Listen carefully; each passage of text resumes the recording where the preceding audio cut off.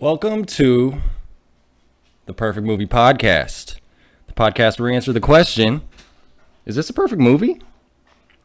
And today, the movie up for discussion is the movie Nope by Jordan Peele.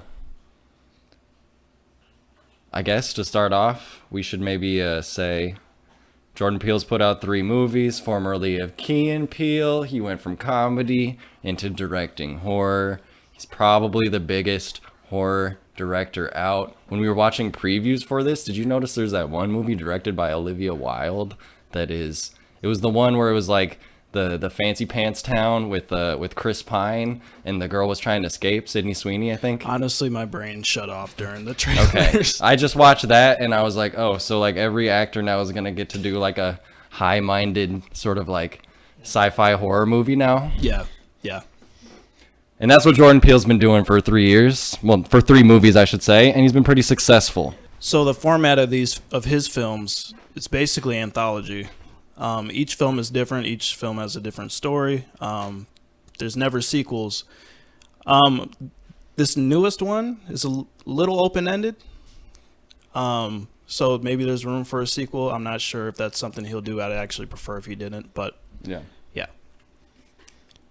Where, to full disclosure, this is our second start of this because we're dog sitting a very a little bit of a rowdy dog. Might interrupt if you hear any weird skips because we had to edit around some dog interruptions. But what you said first time that I really want to ask about is you said this is your second favorite theater experience. It's Mad Max Fury Road, which is a movie we watched together, and we were both like, whoa, like now that's a movie. Yeah, I mean, that movie came out in 2015. So, I mean, that says a lot for the state of films, really. I mean, it's nothing really. I guess some movies, some of the bigger ones, like I didn't see Dune in theaters. I don't even know if it came out in theaters. I didn't see Blade Runner 2099 in theaters. So maybe seeing those bigger films in theaters probably would have blew my mind. But we just saw The Batman in March. Yeah. And I was like, this is fine, but my ass hurts.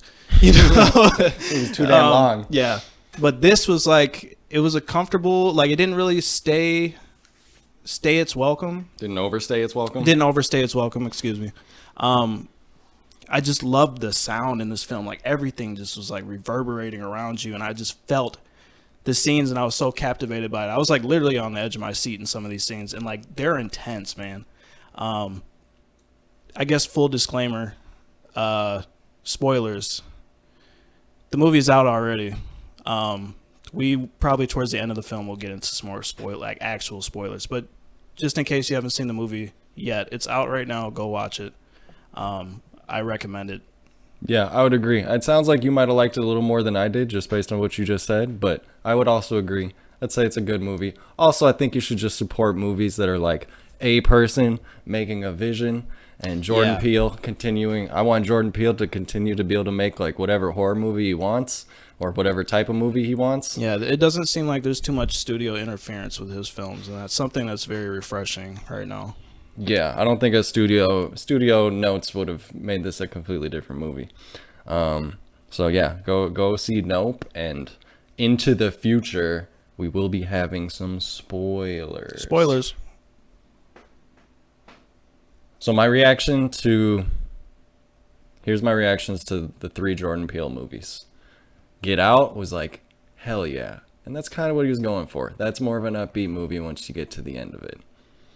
Watched Us a couple days ago to be a completionist. I watched Us and I finished that movie and I was like, okay. Yeah. A little bit of confusion, but it is actually a movie I liked more as I thought about it. Like I almost enjoyed the process of like trying to thinking about it after, almost maybe even more than watching the movie. I think the visuals in that one stick with you more. There's some really like unsettling moments in that film. Yeah. It's the whole concept isn't scary, No. but it's unsettling. Like the idea, again, spoiler for people who haven't seen Us. The idea of a doppelganger, like an evil twin, somebody that looks like you but is not you. There's something really off about that. And it kind of tuned into a primal fear of mine, or like it just. I think all of his movies kind of tune into that, just an unsettling kind of fear. Yeah. And you can really feel it when you watch these films. Yeah, he knows how to like twist the knife of like tension and unease and just ratchet it up. And he seems like, I'm not the guy that's seen enough movies to say this confidently, but he seems kind of Tarantino-esque, where he's inhaled all these different films and he's, you know, paying homage and sort of recreating and reimagining things that he's already seen. And even like the Tarantino aspect of like building tension, like what you were saying, but Tarantino does it obviously with dialogue. Those long drawn out scenes of just people just talking, and the tension just keeps building and building and building. But in this, it's more so the visuals.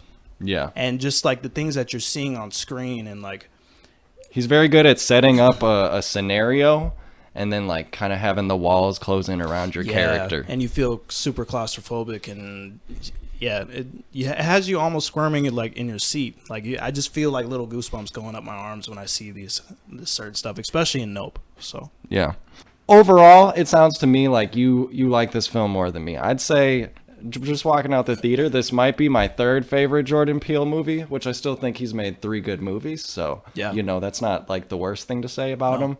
But I had maybe a little bit higher hopes, because I'm kind of big on like UFO movies. I love a good UFO mystery, and I think I just wasn't fully on board with some of the twists and turns it took with the movie, and then with the UFO in question. It's not really a spoiler even, because it's been in the trailer.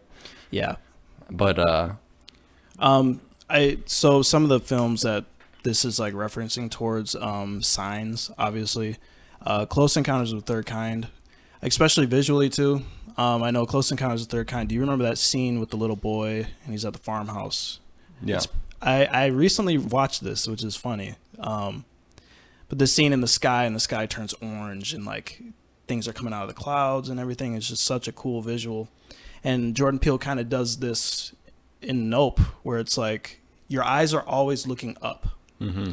You're always looking for things in the corners, things flying in and out of the clouds and everything. And that's such a brilliant way to, again, build tension and to just that fear of the unknown. And again, it goes back to that primal fear I was talking about, where we're afraid of things that we don't understand. And that part I just found the most interesting from this movie. It also seems to take a lot of sort of a Western, has some Western homages, has some Western music. It's kind of well, I really love that you hear the so next door to their ranch. So Daniel Kaluuya and Keke Palmer, their characters, are owners of a horse ranch that does like ranches for Hollywood films. They train horses for Hollywood films. Yeah, and actually at the beginning you see their father gets killed in what is like kind of David. Which is kind of our first UFO. We don't know it at the time, but that's kind of our first UFO experience. He gets hit by some like random shrapnel that fell from the sky. Getting, like coins and keys, like car keys. And the cover story is, it fell out of an airplane or whatever. Yeah.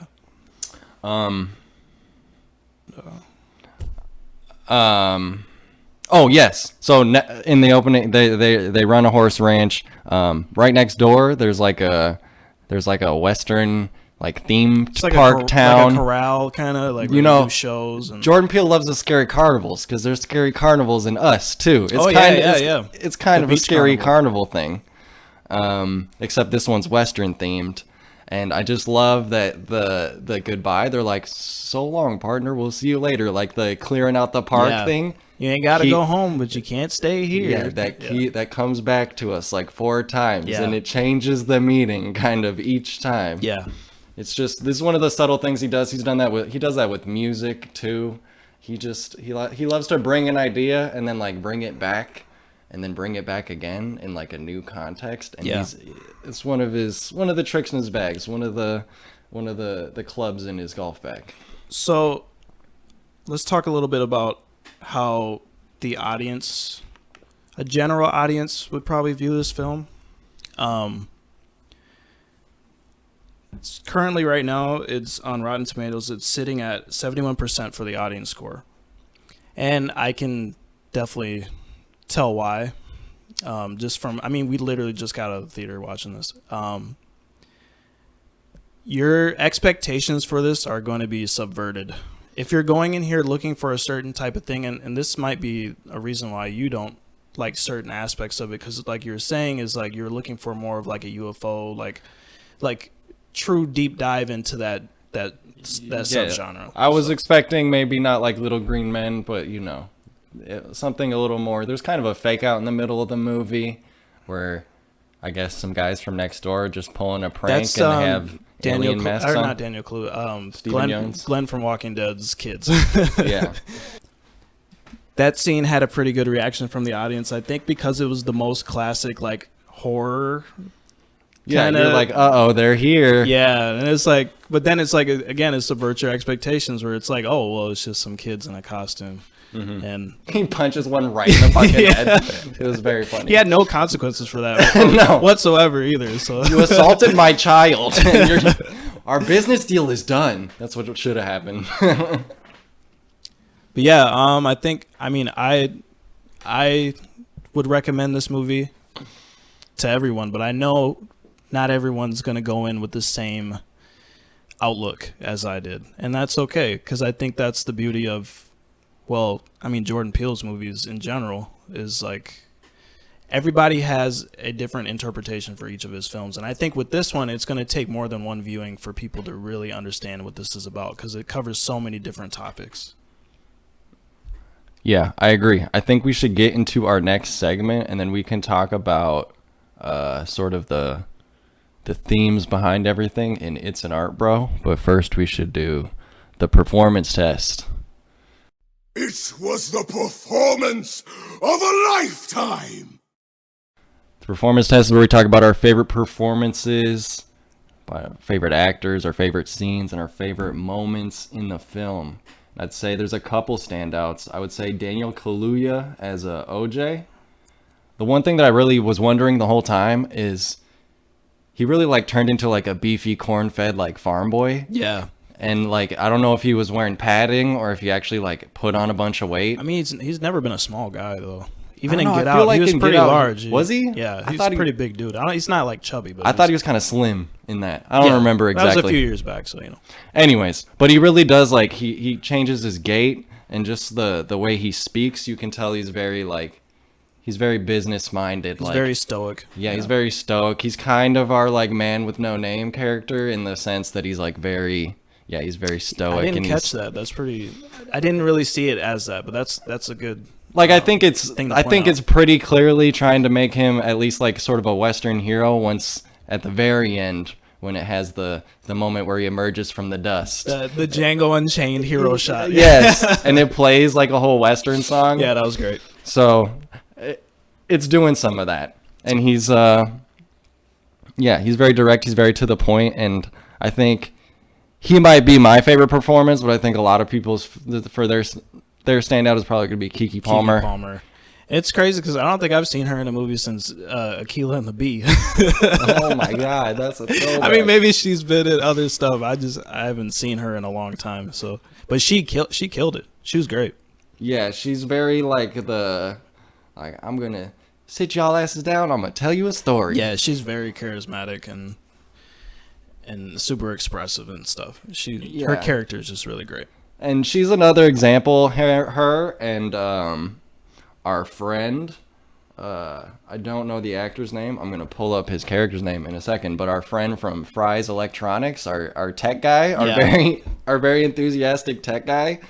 He's somehow Jordan Peele always manages, probably because he's a comedian, he manages to pull the comedy in his horror movies way better than almost any horror movie. Or even just in like a movie that's not a comedy. So Marvel, and this is a reason I have a lot of problems with or thoughts on Marvel films in general, negative thoughts, is like the way they insert comedy in a time that's not necessarily appropriate. Sometimes it's done well, sometimes it's not. Or the comedy is just like, look at this thing we're doing. Isn't this thing we're doing It's wacky? so funny, yeah. I can't stand that shit. But this is done. It's either It's like, pretty good, Like yeah. there's a good laugh when we say the title. The first time he sees the UFO and he turns around, he's just like, Nope. nope, nope, and he dips off. That's pretty funny. Keke Palmer has all kinds of funny, great lines, just yelling at everyone, getting everyone on the same page. These characters are just they're just written very well, and they're very natural too. Especially Keke Palmer's character. She's a very natural person. I mean, she can come across as somebody you would meet in your everyday life, and that's good for the audience to relate And to. it makes sense for them as siblings that there's the one that's all like kind of loud-mouthed and the expressive one, and that's like they're supposed to be, I think, at the beginning. Like she shows up late to their Hollywood meeting to have like to the set where they're supposed to have a job, and they get kicked off the set. She talks to the PR people. Yeah, she's like the front man. She's the person that does all the talking, and he's the, he's kind of the background the man background trainer. guy. Yeah. And it's funny when they get kicked off the set. Did you notice them hauling in a little CG, Yeah, a little the green C- horse right behind them? The green screen horse. Yeah. I was laughing at that. But our friend Angel, the tech guy, he's pretty funny too. Yeah, he's good. The guy that I wasn't really clicking with was the filmmaker character. I mean, he was okay. He seemed a little too unbelievable, or like especially just the way he spoke. I mean, I get it. He's like the gruff. He kind of there's a filmmaker in Hollywood that's kind of like this. I think he died, but he's just like super serious and like, but he's a master of his craft, and he's kind of weird too, in a way. Like, Yeah, I mean, he's like your I don't know, late era, just long 40-year career Hollywood cinematographer. He's a legend, but at this point he's seen everything, and he's just kind of like, gotta get it on the picture. yeah, he's got to find the perfect shot. This whole arc in this film. Yeah, and that seemed like, well, I'd say Keke Palmer, Danielle Kaluuya, those are the standouts. That's about the whole cast. Steven Yeun's in it. He's pretty good too. He doesn't have much to do. He doesn't have much to do. There's a CGI chimpanzee, puts in some good work. And you pointed out to me earlier that he has another country Yeah. girlfriend. Yeah, he gets a cowboy girlfriend. He just gets a like Maggie did. in everything he's in. Yeah, he's got a type. He's got a type. Although in Sorry to Bother, he goes after Tessa Thompson. So No, maybe he's switching it up a little bit. Yeah, he's never mind. Okay, so we're out of the performance test. We're into it's an art, bro. What's this? It's an art project. Okay, I like it. Picasso. Yeah, that way. This is where we talk about the filmmaking process, specifically effects, lighting, framing, soundtrack, just the stuff that Jordan Peele. This is where I can always get on board with this movie, no matter which movie it is. I'm like, damn, how did he become such a good filmmaker immediately? Yeah, he's kind of just off the bat, and it's like he came out of nowhere because everybody knew him from Key and Peele, and when people heard that he was making a movie, a horror movie at that, everybody was like, I don't know about that. Yeah, it's like Dave Chappelle, like coming off the Chappelle show and just instantly making like Citizen Kane. yeah, basically, it's like how the fuck did that happen? Where did that come from? Or like Tim Heidecker doing that. It's very amazing. It's amazing. I respect a person that can find different ways to express themselves and be like good at different crafts or Yeah. different forms of the craft. Yeah. I like people who evolve and show new aspects. Well, it's of funny because if you themselves. watch the trailers from his movies, they're already saying like in the beginning, like from visionary filmmaker, from like a master of horror, Yeah. like Jordan Peele, and just like, oh, holy shit! I mean, I don't know if he earned that just yet, but he's getting there. you there know? was some guy. He's not John Carpenter. There's some random checkmark guy on Twitter that was like, "Damn, Jordan Peele's made 3 amazing horror movies in a row. I can't think of any horror director that's done that." And everybody's like, John Carpenter, the Nightmare on Elm Street guy. They're just listing off all these people. Like, But like, I think one thing, and this is what I mentioned earlier, something special about Jordan Peele is like he's made 3 totally different films. Even though they, at the core, they are horror, suspense, thriller, whatever. They're completely different, and they talk about completely different things, and that's something to praise because not many people can do that. I mean, John Carpenter, sure, with the Halloween films, I mean, Halloween is a classic horror film, but I mean, they're continuous. It's like he's switching up the genre of horror and like the type, like he went from like a very on the nose commentary on race that turns into like a Classism. yeah, no, but that movie turns into like a what's the TV show that he came out with that was terrible? Twilight Zone. It's like a terrible Twilight Zone episode with like lobotomizing people and putting brains in different brains to like a home invasion movie to now he's doing like a UFO movie. Like he's switching it up every time. And I think they really just make a good use in this movie. I respect a movie that can find a location and just stay at the location. We get the geography. Yeah. It's key to what happens late in the movie. Like, and that's when you can bring back stuff like I mentioned earlier, like the closing time at the OK Corral. You can't stay here. You don't got to go home, but you can't be around here no more. Like, that's when you can bring that stuff back once you've showed us these locations and we know basically the whole movie happens in this valley except for one trip to an electronics store. Basically. So it's what they call a bottle. It's a bottled up situation as opposed to like Us, which became a worldwide phenomena in that story. Yeah. I think so. This is something I mentioned to you during our first attempt to film this, but the use of color in his films. In Get Out, there's if you notice, every once in a while, or even like with the clothing, there's like the color blue and the color red are standouts in the film. And doing a quick Google search, these colors represent something, and they represent blue for the Democratic Party and red for Republican, and the racism that is involved in those two communities, and it's done very well. And it's like, I mean, number one, it looks beautiful too. Not so much color in Nope. Everything's I mean, they're in a desert, so everything's pretty muted. I noticed one thing that everyone's talking about is that it's a horror movie that a lot of it happens at daytime. Yeah. Like the whole third act thing is them daytime. Yeah, basically. But the night shots are gorgeous. Holy shit. The way they film the nighttime sequences, those look great. I guess this is probably where we should talk about like themes, because what I like about Jordan Peele's movies is there's the mainline story and then there's the subtext story. Yes.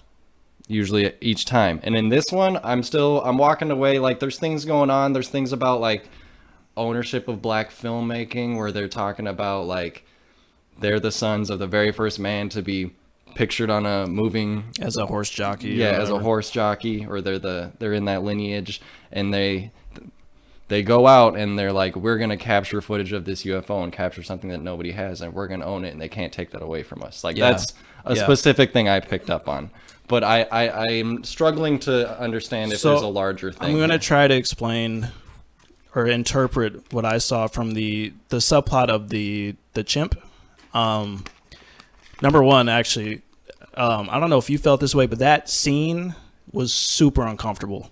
Maybe we should explain what happens. Okay, so it's like a flashback to the 90s, and our character, I always forget his name, Glenn. Steven Yeun, his character, he was a child actor, and he was on a sitcom that featured a chimp.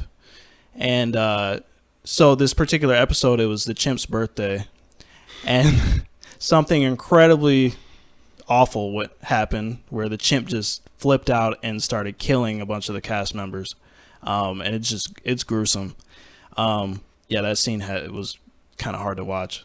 And I'm usually not that squeamish, but I don't know, something about chimps, they just make me uneasy. Maybe just like unhinged, untamed, wild thing. Unhinged rage is what I would say. Is like that's apes. Well, the ape shit is a term for a reason. Like yeah, when apes snap, they'll rip your freaking dick off. Like, can we just wait? I'm gonna pause. I'm gonna drop a fun fact about gorillas.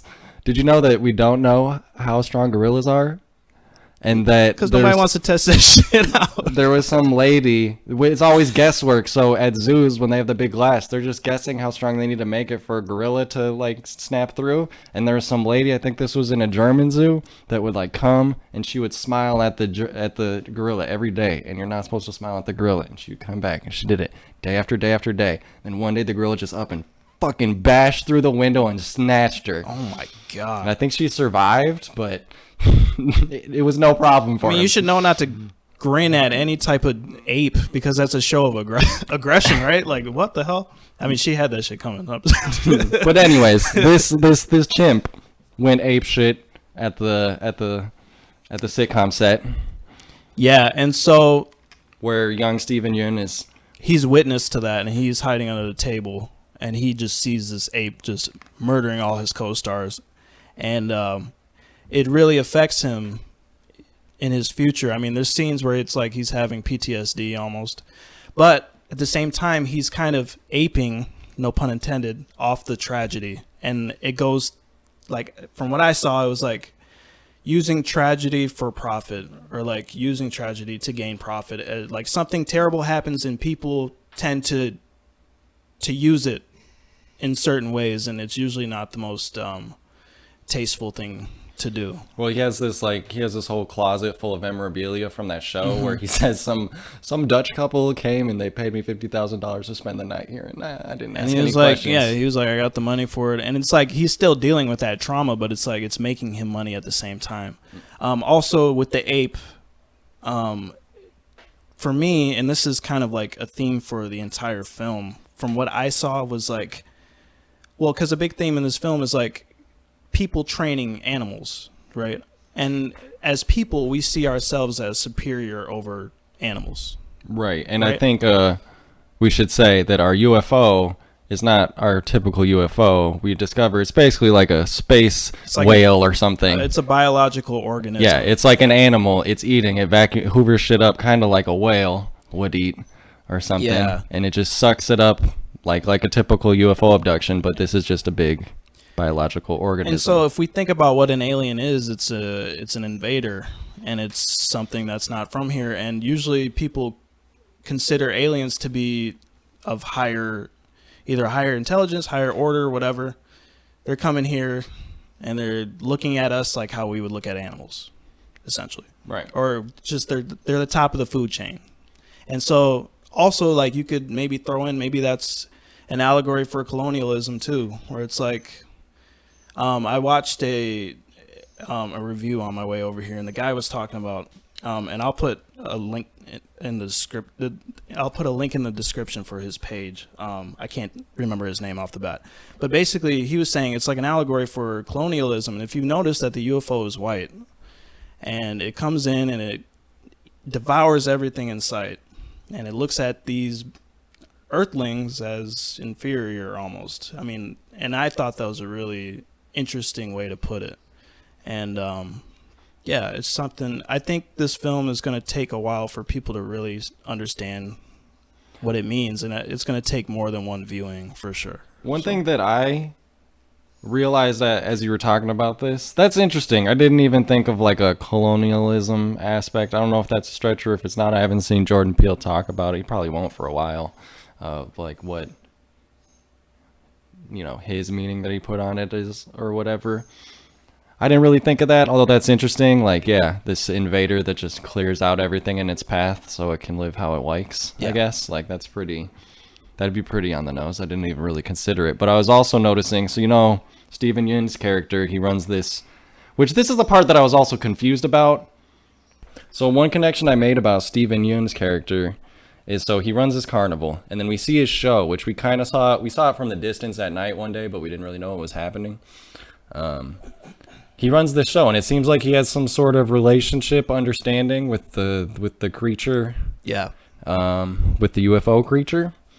And he's like, we're gonna bring something, you're gonna see something amazing today, we're gonna bring it in. And turns out everybody gets wiped out and things don't go exactly how he expects it to. Yeah, the But- whole crowd gets sucked up. Gets vacuumed up, and him and everyone there dies.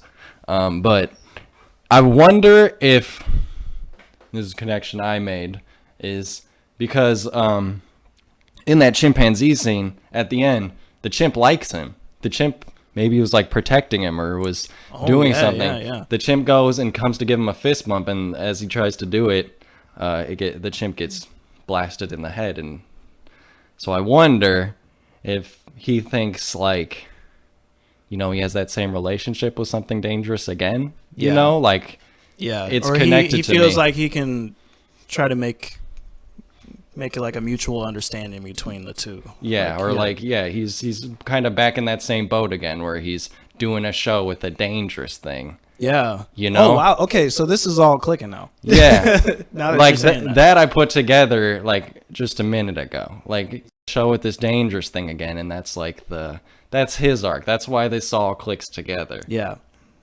And that didn't really make sense as I was watching it. I had to think about it after for a while.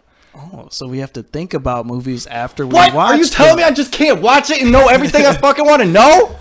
Where's Zero the stars. spooky aliens? The only aliens were kids that got punched.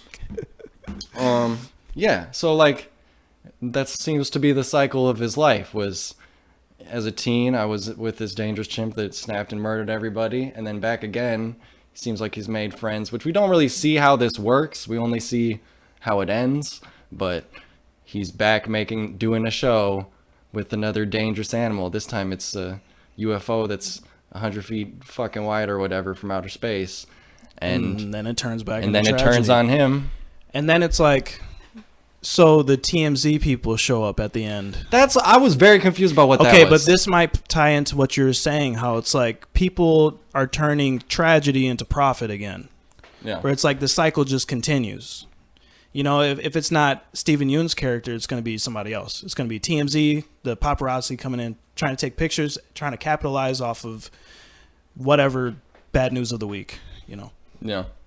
So maybe that's sort of the deal. I did think there was something to do with like, because it starts out, it's got like the background about making movies, and then it becomes about filming this thing, and I think there's another theme there, something about, and I think that's it, maybe, that like, profiting off a tragedy, recording things that, I don't know, maybe nobody needed to see this, maybe, I don't know. There's more themes there, and I think since we just watched it like an hour ago, we're not all the way there yet. No. But I mean, that was kind of a revelation that you just had. That's pretty great. Yeah. Thank you. And that's the joy I think of his movies, is that they're thinkers. You can think about them. Yeah. They work on a surface level, and then they work on this next level as you kind of put the pieces together. Do you have anything more for It's an Art, Bro, or should we? I think we covered what we could cover. All right, it's time to let the hate flow through you. Good. Use your aggressive feelings, boy. Let the hate flow through you.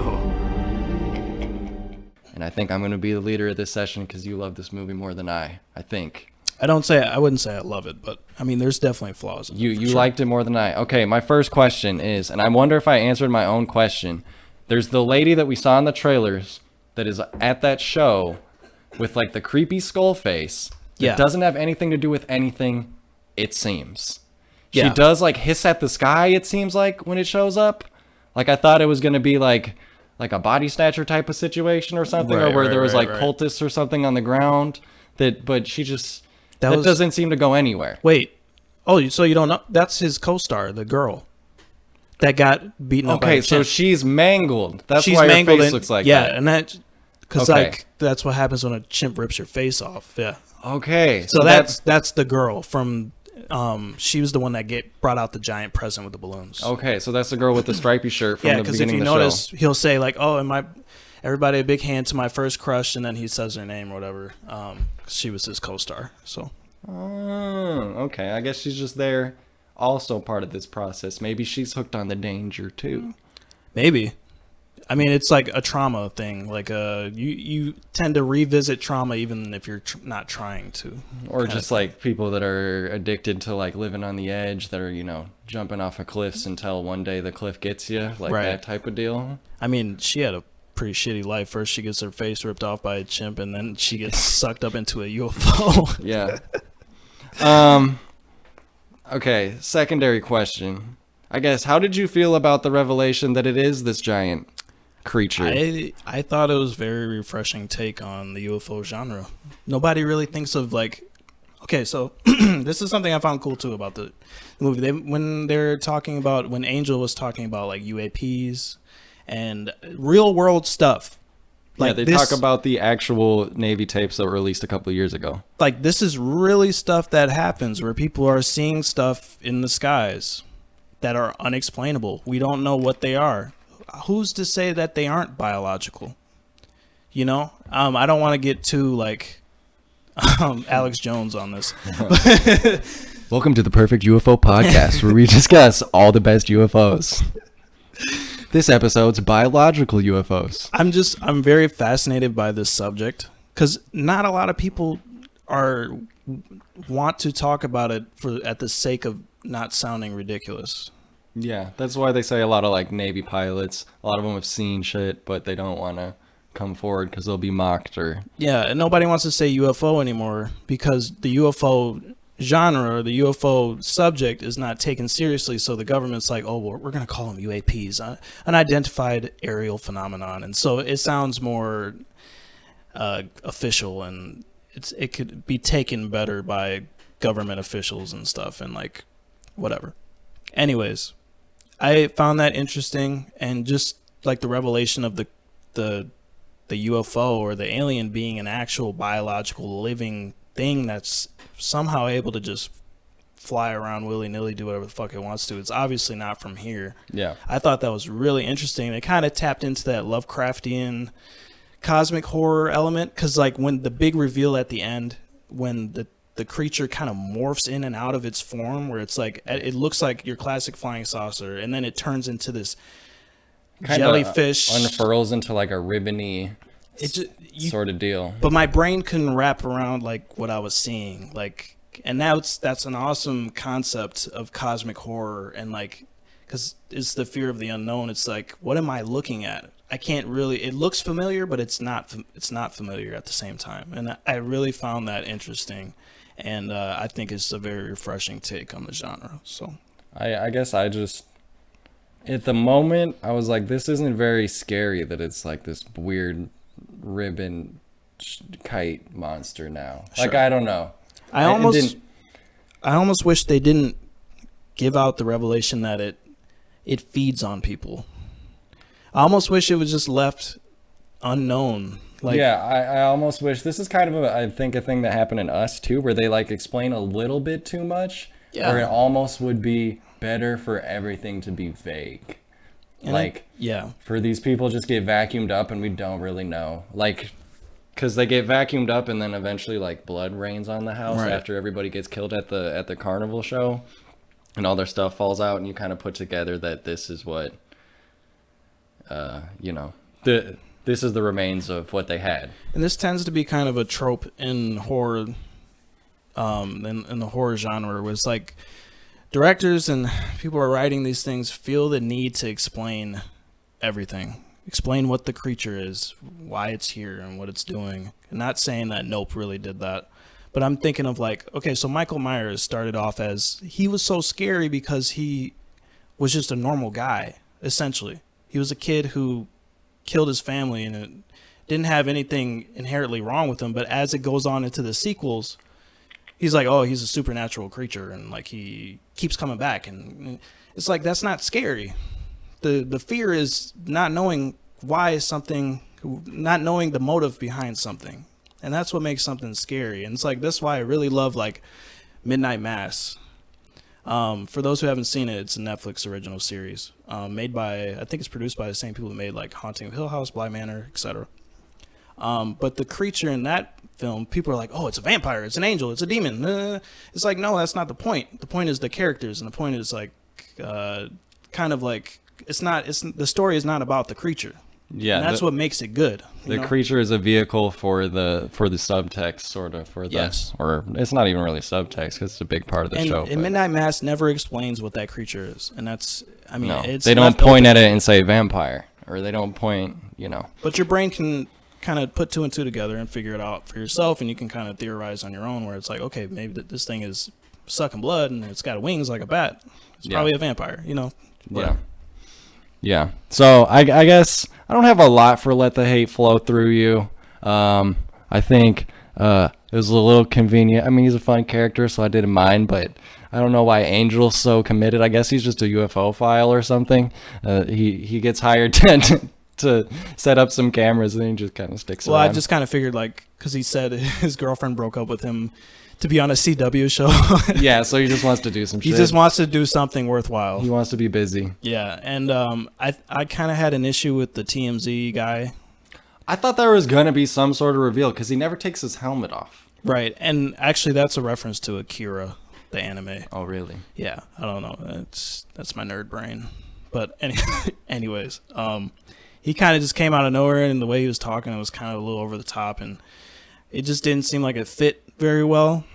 And it was kind of like, okay, well, this guy is dead, and it's like, whatever. But Yeah. He just is literally a vehicle to be used at the end because he leaves the motorcycle at the end. Kiki Palmer she can leave. make her escape, or make her get away. Yeah. Yeah. I also kind of, I don't mean to cut you off. I don't know if you were going to say go anything else. I kind of had a problem with the way the film ended. It was a little too vague with like the conclusion of the story and like the conclusion of the characters. Because like the whole thing is like they're trying to get the perfect shot of whatever this is. Yeah, it's true. I'm not sure what they got. They got those photos from the well. Yeah. From like the well camera. And so, I mean, I don't really know what that was all about. Again, I feel like I need to watch this again to really get everything. Because what's his name? The director that comes by to film with his old crank camera, he like runs away and he gets ate. And I don't know if all his stuff is gone or if we're meant to think the rest is on his camera that's still sitting there. Right. I thought the film was going to fall out of the sky or something. Or like, you know, because the creature spits everything out. And I thought, okay, he's going to spit that out. And then they're like, oh, this is the shot. Like, this is what he got before he got eaten. Or whatever. Nothing ever came of that. And the film just kind of ended. And he was like kind of suicidal for no reason. And I'm not really sure why, besides him just being like, I had my dream and I'm done with it. Yeah. Like, I'm over it. Yeah. He seemed a little like maybe they trimmed around the edges of his character. Like he maybe had some more parts at some point. Right. And I think if anybody has an issue with this film, it's probably going to be the ending. Especially like the general audience is probably going to be like, what the fuck was that? Yeah, I imagine a lot of people are going to walk away like, what did I just watch? But I mean, I kind of see it as like, okay, this is anthology. I kind of see all these as like a Twilight Zone or like a, what's the other one? Black Mirror, kind of thing where it's like, okay, that's it, and that's it, you know, and it's like you're not supposed to get all the answers, and that's okay, kind of thing. And I like that genre of like anthology, so I'm not as bothered by it, but I can see how a lot of people will probably take this the wrong way. I think a lot of people, myself included, are going to be like, okay, like alien creature thing hoovering up people. I guess that's scary. Like I don't know. It didn't personally give me the creepy vibes. You didn't get creeped out with like it just like going in and out of the clouds and stuff. I thought I thought it was beginning. Stuff. That I thought was good. I think it was as more got explained. As soon as like more like the scenes once they have a plan, and they're executing all that stuff. That was a little more like I don't know. I guess just the twist of alien creature is the UFO, not like UFO carrying aliens. Yeah. Also like predator instead of like an high intelligence or whatever it seems. I mean, maybe it's super intelligent. We don't know. There's nothing we know besides that it doesn't like flags. And fake horses. It doesn't like flags and fake horses. Yeah, I don't know. It's tough to come through all these thoughts a couple hours after, especially from a movie from freaking Jordan Peele. Yeah, I mean, I guess if we can take away anything from this, I'm excited to see what he does next. I mean, I think I'm at the point now where it's like I'll probably watch anything that he makes as long as it's decent. I guess. Who knows? Yeah, I actually held my in any reviews because I didn't want to be like spoiled. Like, Yeah, I many. didn't. This is like one of the rare times where I didn't watch anything. I'm usually I was not completely blind. super concerned with like minor spoilers or whatever, but I watched something. I started watching a review where it was like in the first half this and the second half becomes more of a spectacle, and I was like, all right, I don't want to hear anymore. I don't want you to tell me any more about this movie. I just want to see it as it happens. So I guess it comes down to the question. You lost a baby brother. Perfect in every way. I had a baby brother! I had a little baby brother! And he was perfect! Perfect in every way! Is this a perfect movie? No. No. No. I'd say no. I'd say, again, it's a high bar here at the Perfect Movie Podcast. We're talking PERFECT. Perfect. It's got to be, doesn't have to be flawless, but it has to be supreme, a cut above the rest. Yeah. And I think overall Jordan Peele's movies are a cut above most horror movies, but this is not the top of his list. And this is nowhere near a bad film by any means. No. I think a standout is just, I mean, it's beautiful. Like, it's gorgeous. And I kind of wish I was watching this on my TV at home. I can't wait for this to come out on streaming so I can watch it in that 4K goodness, you know? Still like we said at the beginning, a hearty recommendation to go watch it. Yeah, the performances are strong and interesting story, interesting cast is really fun, lots of good laughs, lots of good scares along the way. The twists and turns are captivating. It's just overall, I would say, you know, there's limited room on our perfect movie list. You can't be making everything a perfect movie. Nope. You see what I did there? No pun intended. We should have said that the first time. Oh, fuck. I know. We totally dropped the ball on that. All right, wait. Hold on. Is this a perfect movie? Nope. Got him! He said the title of the film! Oh my god! He said the thing! Also, Jordan Peele, every movie, they say the title, don't they? In Us, the little boy's like, it's us. And then Get Out, they yell Lakeith Get Out? Stanfield is like, get out! Oh. And his nose is bleeding and yeah. he's fucked up, yeah. Yeah, so go watch Nope. It's not on the perfect movie list. If we're going to induct a Jordan Peele movie, it's probably going to be a different one. Yeah, who knows? Maybe in another 3 years we'll see another one. You know, did you ever watch the Twilight Zone? I heard they were trash. Okay, because honestly. he directed that, didn't he? I mean, he produced it. He was the producer, which doesn't mean a lot. Okay, It just means they slapped his name on it to sell it, which you'd think would be a perfect, like, unison. Like, sci-fi short stories is kind of what he does. He just makes them movie length. But, yeah. And I almost feel like, I don't mean to go too long with this, but I almost feel like these would work better if they were shorter. And if this was like a Netflix series. That's how I felt about Us. That's how I feel. Maybe not about this. I felt that more about Us, where it was like, you know, you could trim this into a movie hour of like 42 minutes, and then nobody has to worry about the questions being unanswered. Yeah. Or, you know, like people will walk away with a different takeaway because just like the format, I think people are trained, and it's a little more okay to just be like, and that's it. And you're not getting any more answers. Yeah. You know? Yeah. People tend to be more okay with that with like a Netflix series or like Black Mirror, because they have the most ridiculous plots ever. Right, but they're but it's like we're here for the allegory. We're not here for the literal plot so much. Right. And I thought in this movie, I think is more. And literal now plot than we live in allegory. the age where it's like you can make high budget projects into series, you Right. know. And so I feel like, I don't know, if not that movies are dying, but I just feel like that's the better route for coherent storytelling. Yeah, I think everyone agrees that Jordan Peele could make a really good, like, you know, sci-fi miniseries or sci-fi anthology series or whatever. Yeah. I mean, that's why they slapped his name on the Twilight Zone remake. But, you know, I think the prestige of film is something that I think people still value.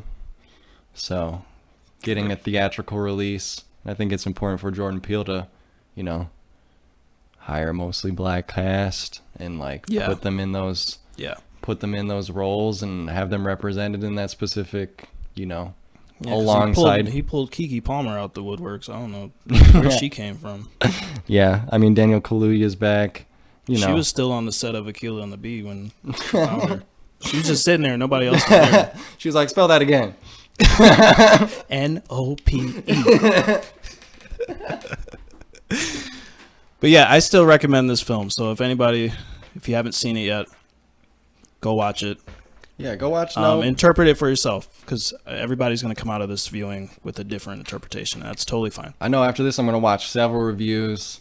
I want to see what people are talking about, what people are taking away. I'm sure there's things like he always puts little details in the background. Like I'm sure it's very specific reasons for your like certain music choices and certain costume choices. There's lots of different like graphic T-shirts of like bands or movies. Or at the end he's wearing a crew.